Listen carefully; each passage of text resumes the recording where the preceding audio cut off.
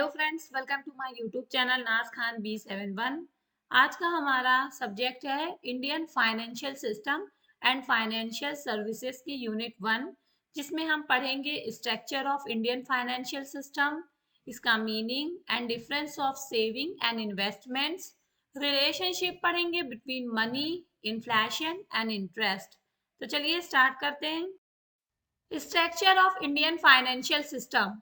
सबसे पहले ये बात जानिए कि इंडियन फाइनेंशियल सिस्टम क्या होता है। तो इंडियन फाइनेंशियल सिस्टम वो सिस्टम होता है जहां पर फिनेंस से रिलेटेड कहाँ पैसा आ रहा है और कहाँ उसको इन्वेस्ट करना है, ये सारी चीजें मनी के फ्लो को मैनेज किया जाता है। ओके, यही कहलाता है फाइनेंशियल सिस्टम। और इंडियन फाइनेंशियल सिस्टम के स्ट्रक्चर की बात करें तो इसमें पूरा का पूरा नेटवर्क होता है। The Indian financial system refers to the network of institutions, markets, instruments and services that help in the flow of funds in the economy, जो हमारी इकोनॉमी में फंड के फ्लो को मैनेज करती हैं। इसमें मेन कंपोनेंट्स कौन कौन से होते हैं?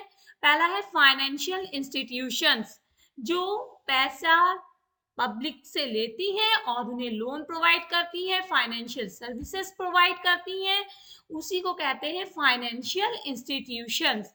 फाइनेंशियल इंस्टीट्यूशंस वो संस्थाएं होती हैं जो लोगों और व्यवसायों यानी बिजनेस को पैसे से जुड़ी यानी फिनेंस से रिलेटेड सर्विसेज देती हैं, जैसे लोन्स, सेविंग्स, इन्वेस्टमेंट्स, ये सारी सेवाएं प्रोवाइड करती हैं सर्विसेज, जिसमें हमारा बैंक्स आता है, commercial banks, cooperative banks, non banking financial companies जिसे हम NBFCs कहते हैं, इंश्योरेंस कंपनीज आती हैं। Regulated mainly by reserve bank of India. Financial institutions को रेगुलेट कौन करता है? सेंट्रल बैंक ऑफ इंडिया, जिसे हम RBI यानी रिजर्व बैंक ऑफ इंडिया कहते हैं।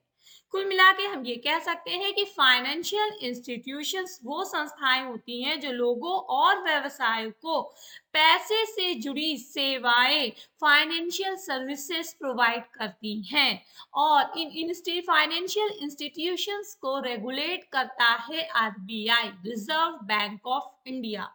आई होप क्लियर हो गया होगा कि फाइनेंशियल इंस्टीट्यूशंस क्या होता है और इसे कौन रेगुलेट करता है। ओके, दूसरा कंपोनेंट है हमारा फाइनेंशियल मार्केट्स। सबसे पहले हम ये जाने कि फाइनेंशियल मार्केट्स क्या होता है। तो फाइनेंशियल मार्केट्स वो मार्केट्स होता है जहां पर हम सिक्योरिटीज में इन्वेस्ट करते हैं, और ये इन्वेस्टमेंट दो तरह का होता है, एक लॉन्ग टर्म इन्वेस्टमेंट और एक शॉर्ट टर्म इन्वेस्टमेंट होता है। इसी के बिहाफ पे फाइनेंशियल मार्केट्स को दो पार्ट्स में डिवाइड किया जाता है। एक मनी मार्केट जहां पर हम शॉर्ट टर्म सिक्योरिटीज में इन्वेस्ट करते हैं, जबकि कैपिटल मार्केट जहां पर हम लॉन्ग टर्म सिक्योरिटीज में इन्वेस्ट करते हैं, उसे कैपिटल मार्केट कहते हैं। आई होप क्लियर हो गया होगा कि फाइनेंशियल मार्केट्स क्या होते हैं, जहां पर securities, bonds, debentures, in securities की खरीद और फरोख्त की जाती है, उसे फाइनेंशियल मार्केट्स कहते हैं। ओके, जैसे Bombay stock exchange, national stock exchange. I hope clear हो गया होगा कि फाइनेंशियल मार्केट्स क्या होते हैं और ये कितने टाइप्स के होते हैं। फाइनेंशियल मार्केट्स वो मार्केट्स होते हैं, वो मार्केट प्लेस होता है जहां पर गवर्नमेंट सिक्योरिटीज या कंपनीज की सिक्योरिटीज की खरीद फरोख्त की जाती है, ठीक है, बाइंग एंड सेलिंग की जाती है। उस मार्केट्स को फाइनेंशियल मार्केट्स कहते हैं। और फाइनेंशियल मार्केट टू टाइप्स के होते हैं, money market, capital market. Money market जहां पे शॉर्ट टर्म इन्वेस्टमेंट होता है, और कैपिटल मार्केट जहां पर लॉन्ग टर्म के लिए इन्वेस्टमेंट किया जाता है, more than 1 year. Okay, next है components financial instrument. Financial market में जिस इंस्ट्रूमेंट में हम इन्वेस्ट करते हैं उसी को फाइनेंशियल इंस्ट्रूमेंट्स कहते हैं। एक तो वो जगह हो गई जहां पर हम बाइंग एंड सेलिंग कर रहे हैं सिक्योरिटीज की, दूसरा वो इंस्ट्रूमेंट हो गया जिसके अंदर हम बाइंग एंड सेलिंग कर रहे हैं, उसी को फाइनेंशियल इंस्ट्रूमेंट्स कहते हैं। For example shares, debentures, bonds, treasury bills, तो ये कहलाता है financial instruments. Okay, next components है फाइनेंशियल सर्विसेज।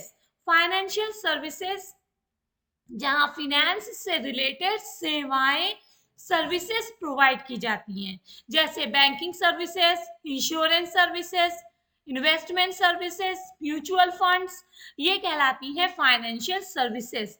कुल मिला के हमने पढ़ा कि इंडियन फाइनेंशियल सिस्टम के स्ट्रक्चर के कौन कौन से कंपोनेंट्स होते हैं। पहला हमने पढ़ा फाइनेंशियल इंस्टीट्यूशंस आते हैं, दूसरा है फाइनेंशियल मार्केट, तीसरा है financial instruments and fourth is financial services. ये सारे कहलाते हैं components of Indian financial system. Next topic है हमारा meaning of saving and investment, कि सेविंग क्या होता है और इन्वेस्टमेंट क्या होता है। तो सेविंग हमारा वो अमाउंट होता है जो हम हमारी इनकम का खर्च करने से बचा के रखते हैं। कहने का मतलब ये है, अगर हमारी इनकम 1,000 रुपए है और उसमें से हमने अपनी इनकम में से अगर 100 रुपए बचा कर अपने पास रखा है तो वो हमारी सेविंग कहलाती है। Okay, saving means keeping money aside for future use instead of spending it. जो पैसा खर्च करने से बच जाता है या जिसे हम फ्यूचर रेफरेंस के लिए बचा कर रखते हैं, उसी को कहते हैं सेविंग। जैसे keeping money in bank account, कुछ लोग अपने पास रखते हैं, सेविंग करते हैं, कुछ लोग गुल्लक में रखते हैं, कुछ लोग बैंक सेविंग अकाउंट बैंक में खुलवा के वहां सेव करते हैं मनी। तो ये चीज कहलाती है सेविंग। सेविंग का मतलब है कि पैसा सेफ रखना, रिस्क कम रहना, जैसे बैंक में पैसा रखना ये भी सेफ रहता है, अपने पास पैसा रखना या गुल्लक में पैसा रखना। तो सेविंग का सिर्फ मतलब इतना है कि हम फ्यूचर रेफरेंस के लिए अपने पास पैसा या बैंक में सेविंग अकाउंट में पैसे को सेफ रखना। ओके, जबकि इन्वेस्टमेंट का मतलब क्या होता है? इन्वेस्टमेंट का मतलब होता है कि जो हमने सेविंग की है उस सेविंग को ऐसी जगह लगाना, ऐसी जगह यूज करना, यूटिलाइज करना कि हमको उस पैसे से अच्छा रिटर्न मिल सके, प्रॉफिट मिल सके। इसके लिए पैसे को फंड्स, शेयर्स, प्रॉपर्टीज में इन्वेस्ट करना, लगाना ही कहलाता है इन्वेस्टमेंट। जहां पर मेन पर्पस होता है कि पैसे से पैसा कमाना। Investment means using money to earn returns और प्रॉफिट, जैसे बाइंग शेयर्स, म्यूचुअल फंड्स और प्रॉपर्टीज। यहाँ पर जो रिस्क होता है वो सेविंग से थोड़ा ज्यादा होता है। क्यों? क्योंकि यहाँ पर रिटर्न मिल रहा होता है, प्रॉफिट मिल रहा होता है।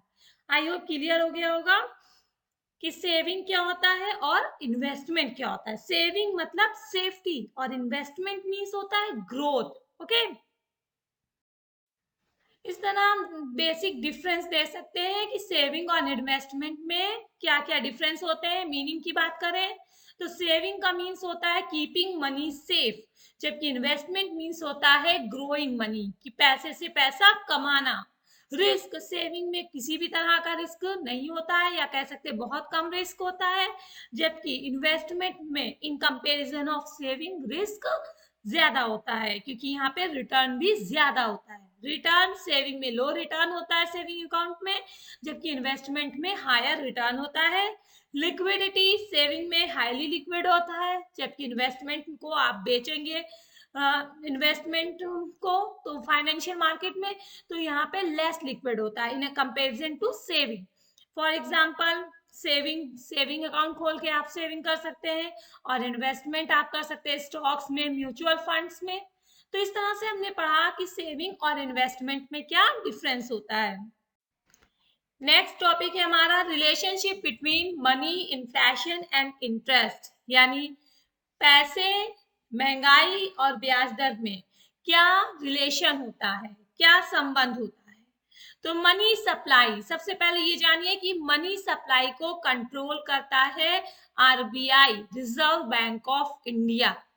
जब हमारी इकोनॉमी में पैसा ज्यादा होता है तो लोग ज्यादा पैसा खर्चा करेंगे। जब लोग ज्यादा पैसा खर्चा करेंगे तो प्राइस कैसे होंगे? बढ़ेंगे, है ना। तो ये मनी सप्लाई मीन्स, कहने का मतलब ये है कि जब मार्केट में, जब इकोनॉमी में पैसा ज्यादा होता है तो अब लोग ज्यादा पैसा खर्चा करेंगे, और जब ज्यादा पैसा खर्चा करेंगे तो प्राइस भी कैसे होंगे? सर्विस और प्रोडक्ट्स के, वो भी राइज कर रहे होंगे, यानी बढ़ेंगे।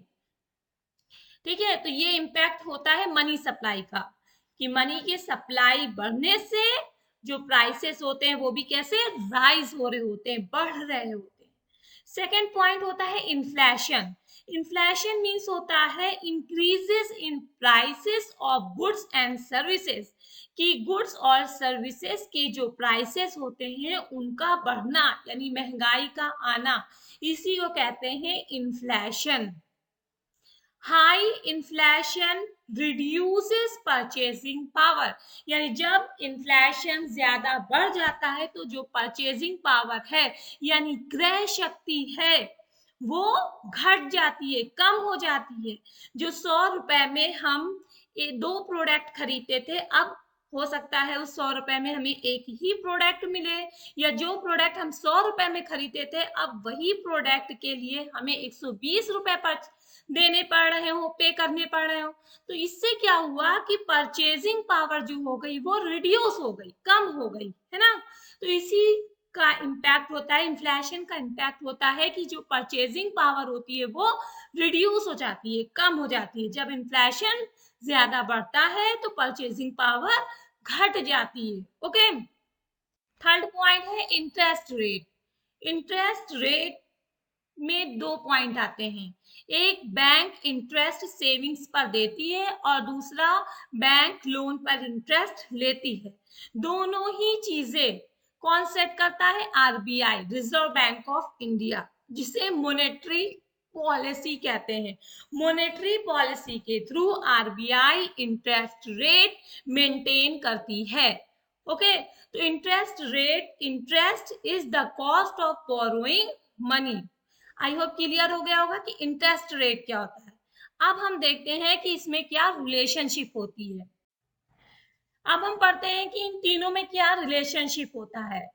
तो पहला है more money supply higher inflation, कि जब लोगों के पास ज्यादा पैसा होगा, जब मार्केट में ज्यादा पैसा होगा तब डिमांड बढ़ती है, लोग ज्यादा चीजें खरीदेंगे, और जब ज्यादा चीजें खरीदेंगे, परचेस करेंगे, तो उस वजह से जो प्राइसेस होते हैं वो भी बढ़ रहे होते हैं, राइज कर रहे होते हैं। तो कुल मिला के हम ये कह सकते हैं कि इसमें कैसा पॉजिटिव रिलेशन होता है। मोर मनी सप्लाई, यानी जब ज्यादा पैसा होता है तो इन्फ्लेशन बढ़ रहा होता है, इसी को कहते हैं more money supply higher inflation, की जब ज्यादा पैसा होगा तो ज्यादा डिमांड होगी, जब से डिमांड बढ़ती है तो प्राइसेस भी बढ़ते हैं, इसी को कहते हैं higher inflation. Okay, second point है higher inflation higher interest rate. जब RBI, reserve bank of India, देखती है कि महंगाई बहुत बढ़ रही है तो उस कंडीशन में RBI, reserve bank of India, monetary policy के थ्रू अपने टूल्स को, डिफरेंट डिफरेंट इंटरेस्ट रेट्स को में बढ़ा देती है, रेट्स को बढ़ा देती है, जिसकी वजह से इन्फ्लेशन को कंट्रोल किया जा सके। इस तरह से हम कह सकते हैं कि हायर इन्फ्लेशन, की जब महंगाई बढ़ती है तो RBI, reserve bank of India, interest rate बढ़ा देती है, हायर इंटरेस्ट रेट्स हो जाता है, जिसकी वजह से इन्फ्लेशन को कंट्रोल किया जा सके। ओके, तो इसमें भी कैसा रिलेशनशिप होता है? पॉजिटिव रिलेशनशिप होता है। जब इंटरेस्ट रेट बढ़ जाएगा तो लोगों की जेब से पैसा भी कम हो जाएगा, जिसकी वजह से इन्फ्लेशन को कंट्रोल किया जा सकेगा। ओके, थर्ड पॉइंट है higher interest, low borrowing and spending. जब इंटरेस्ट बहुत बढ़ा देगी RBI, reserve bank of India, in case of inflation, उस कंडीशन में जब बैंकों को आरबीआई से महंगा लोन मिलेगा तब बैंक क्या करेगी कि अपने जो कस्टमर्स हैं उनको भी लोन महंगा देगी, इंटरेस्ट रेट बढ़ा देगी, जिसकी वजह से कम लोग लोन लेंगे, जिसकी वजह से जो बोरोइंग हो जाएगी, जब लोगों के पास पैसा ही कम रहेगा तो वो खर्चा भी कम करेंगे, कम सामान खरीदेंगे। तो इसीलिए कहते हैं कि जब इंटरेस्ट रेट बढ़ जाता है, उस कंडीशन में जो बोरोइंग होती है, खरीदारी होती है, खर्चे होते हैं, स्पेंडिंग, वो कम हो जाती है, जिसकी वजह से ऑटोमेटिक इन्फ्लेशन कम हो जाता है, यानी महंगाई कम हो जाती है। पीपल बोरो लेस, जब लोग कम खरीदेंगे तो कम खरीदने से जो डिमांड होती है वो घट जाती है, और डिमांड के घटने से जो महंगाई है, इन्फ्लेशन है, वो भी रिड्यूस होता है, कम हो जाता है। तो आई होप ये क्लियर हो गया होगा कि जब मनी सप्लाई बढ़ती है तो इन्फ्लेशन बढ़ता है, क्योंकि डिमांड भी बढ़ रही होती है। डिमांड के बढ़ने से प्राइसेस राइज करते हैं, जिसकी वजह से इन्फ्लेशन बढ़ता है। और दूसरा रिलेशन हमने पढ़ा हायर इन्फ्लेशन, कि जब इन्फ्लेशन बढ़ता है तो उस कंडीशन में RBI, reserve bank of India, अपनी मॉनेटरी पॉलिसी के थ्रू डिफरेंट डिफरेंट रेट्स को इंक्रीज कर देती है। उस इंटरेस्ट रेट कैसा हो जाता है, हायर इंटरेस्ट रेट्स हो जाता है, यानी इनके बीच पॉजिटिव रिलेशन होता है। ओके, थर्ड हमने पढ़ा हायर इंटरेस्ट, जब इंटरेस्ट आरबीआई बढ़ा देती है, जिससे बैंकों को भी महंगे लोन मिलते हैं। जब बैंक से पब्लिक को यानी कस्टमर्स को महंगा लोन मिलेगा तो वो लोन कम लेंगे, जिससे ऑटोमेटिक जो मार्केट में पैसा है वो कहाँ चला जाएगा, बैंक के पास चला जाएगा, लोग कम खरीदेंगे, और जब लोग कम खरीदेंगे कम खर्चा करेंगे, जिसकी वजह से जो डिमांड हो रही होती है वो डिक्रीज होगी, और जब डिमांड डिक्रीज होती है तो इन्फ्लेशन अपने आप ही कम हो जाता है, रिड्यूस हो जाता है। आई होप क्लियर हो गया। इस तरह हमने पढ़ा कि क्या रिलेशन होता है मनी, इंटरेस्ट और इन्फ्लेशन में। यानी जब पैसा ज्यादा होता है तो लोगों की डिमांड बढ़ती है, और जब डिमांड बढ़ती है जिसकी वजह से इन्फ्लेशन यानी महंगाई बढ़ती है।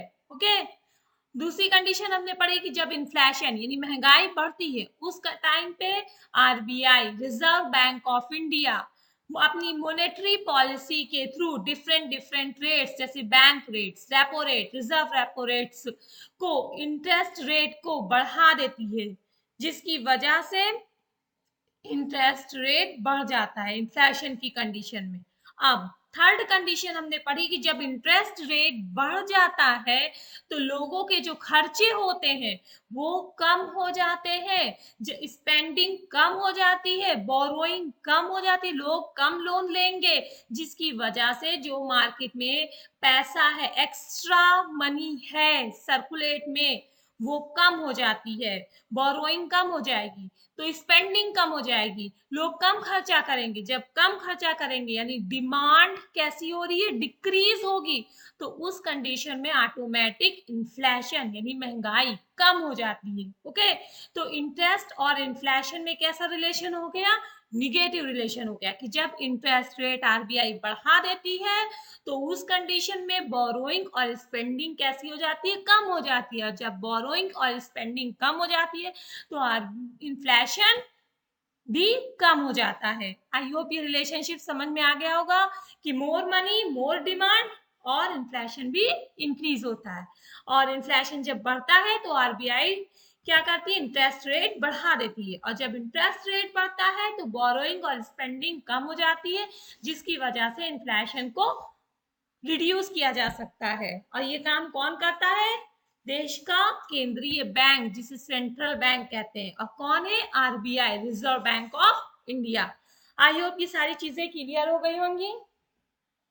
नेक्स्ट टॉपिक में हम पढ़ेंगे कैपिटल मार्केट, मनी मार्केट, इसके meaning, constituents, functions and instruments.